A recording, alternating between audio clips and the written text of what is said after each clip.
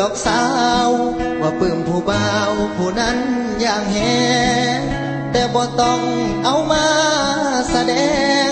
ให้อายเห็นนำได้บ่อายแฟนน้องเด้อคือเห็นใส่กันแท้นอหัวใจของอายมันท้อยันเจ้าคือต่อกับเขาคนนั้น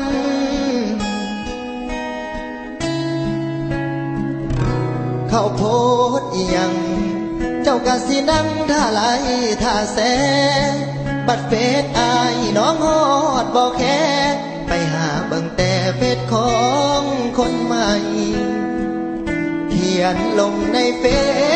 ซว่าคนเป็นแฟนกำลังน้อยใจแต่น้องบ่สนบ่หัวสายคอมเมนต์ที่ได้คืออายนั่งเอาเขาขึ้นปกเฟซแถมยังเขียนสถานะว่าปลื้มโตเจ้าก็คงสิลืมผู้คนเป็นแฟนไปแล้วหรือใดก็น้อยใจเป็นอยู่เด้น้องให้เขา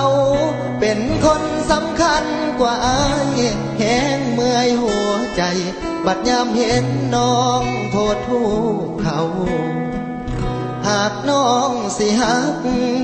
สิไปแพงโตเขาอีหลีก็ให้ซอยบอกอายดีๆพออายสิมีวิธีตัดใจอายสิบอกว่าบ่ฝืนคันน้องอยากไปหากยังหลงเขาหลายให้บอกเลิกอายแล้วไปปลื้มเขา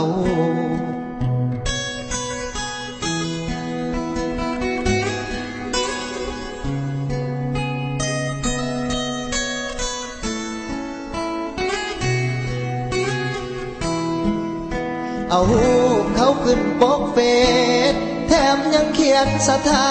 นะว่าปลื้มโตเจ้าก็คงสิลืมผู้คนเป็นแฟนไปแล้วหรือใดก็น้อยใจเป็นอยู่เด้น้องให้เขาเป็นคนสำคัญกว่าอายแห้งเมื่อยหัวใจบัดยามเห็นน้องโทษทุกเขาหากน้องสิหักสิไปแพงโตเขาอีหลีก็ให้ซอยบอกอายดีๆพออายสิมีวิธีตัดใจอายสิบอกว่าบ่ฝืนคันน้องอยากไปหากยังหลงเขาหลายให้บอกเลิกอายแล้วไปปลื้มเขายังบ่เศร้าให้จบเรื่องเฮาไว้สำนี้สา